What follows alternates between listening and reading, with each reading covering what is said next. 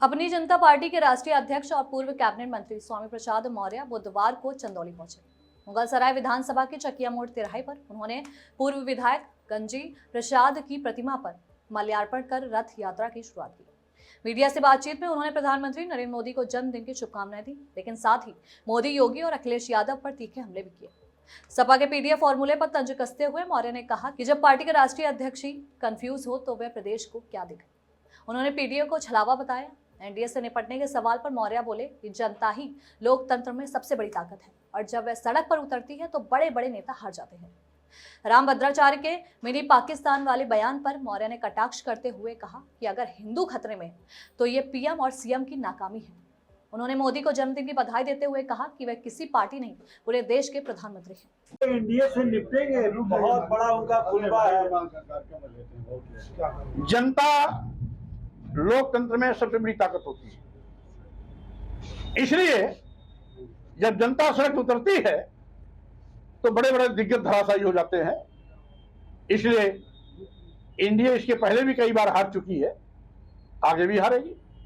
मोदी के संसदीय क्षेत्र में जो कल कचहरी में जो हुआ, मोदी के संसदीय क्षेत्र में जो कचहरी में कल घेर के दरोगा को पीटा गया, किस नजरिए से कानून व्यवस्था को देख रहे हैं? भाई हम तो पहले ही कर रहे हैं कि पूरा प्रदेश जंगल राज बन गया है और आज उस जंगल राज की आग की लपेट में भाजपा के लोग भी आ रहे हैं। कहीं थाने में भाजपा का कार्यकर्ता मारा जा रहा है, कहीं एबीपी छात्रों पर लाठीचार्ज की जा रही है, कहीं दरोगा की पिटाई हो रही है, कहीं पुलिस मारे जा रहे हैं। और उत्तर प्रदेश में कल वाराणसी में कलेक्ट्रेट में जिस तरीके से वकीलों और पुलिसकर्मियों में हाथापाई हुई है वो दुर्भाग्यपूर्ण है कि आज जब कानून के रखवाले, वकील भी कानून का रखवाला, सिपाही भी, पुलिस भी कानून का रखवाला, जब कानून के रखवाले ही आपस में भिड़ंत कर रहे हैं तो कानून राज का क्या होगा? स्वाभाविक रूप से ये जंगल राज का नंगा नाच। जगत गुरु रामभद्राचार्य का बयान आया था, उसको लेकर किस नजर से आप देखते हैं? कौन सा बयान? पश्चिम यूपी पाकिस्तान बनता जा रहा है।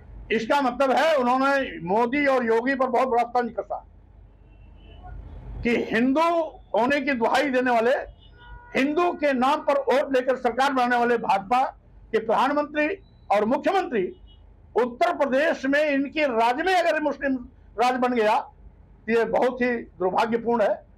और सही माने में प्रधानमंत्री मुख्यमंत्री को कुर्सी भद्राचार्य जी को, राम भद्राचार्य जी को दे देना चाहिए। हम समझते हैं ऐसा पागलपन का बयान, जब 1100 साल तक यहां मुस्लिम शासक रहे उस समय हिंदू कभी खतरे में नहीं पड़ा, तो आज हिंदू के बड़े बड़े नेता, प्रधानमंत्री, मुख्यमंत्री के शासन में अगर ये हिंदू खतरे में है तो दुर्भाग्यपूर्ण है। और साथ ही साथ ऐसे माननीय प्रधानमंत्री, माननीय मुख्यमंत्री जी को सोचना चाहिए कि वो किस तरह से असफल है और उनके ही लोग उन पर किस तरह से उंगली उठा रहे हैं। आज मंत्री का जन्मदिन है, बधाई देंगे? स्वाभाविक रूप से मैं माननीय प्रधानमंत्री जी, वो देश के प्रधानमंत्री हैं, किसी एक पार्टी के प्रधानमंत्री नहीं है, इसलिए माननीय प्रधानमंत्री नरेंद्र मोदी जी के जन्मदिन पर मैं उन्हें बहुत बहुत बधाई देता हूं, शुभकामना देता हूं। अपेक्षा करता हूं कि वो अदानी, अंबानी, थैली साहों को खुश करने के बजाय जनता के प्रति अपनी जवाबदेही सुनिश्चित करें। आप निचले दबे कुचलों की बात करते हैं, समाज के उन लोगों की बात करते हैं, अखिलेश यादव पीडीए की बात करते हैं, क्या अंतर है दोनों में? पीडीए में आपके दबे कुचले। आपका प्रश्न बहुत सामयिक है। जाका गुरु है अंधला, चेला खरा निरंतर, अंधे अंधा ठेलिया, दोनों कूट पड़त।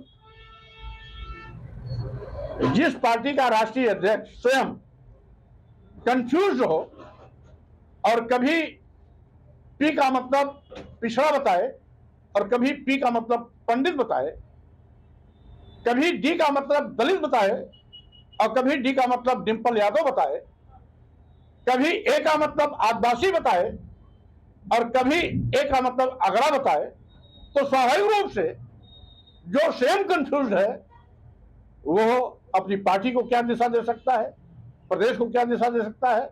यानी समाजवादी का पीडीए एक धोखा है, छलावा है, इसके सिवाय कुछ नहीं।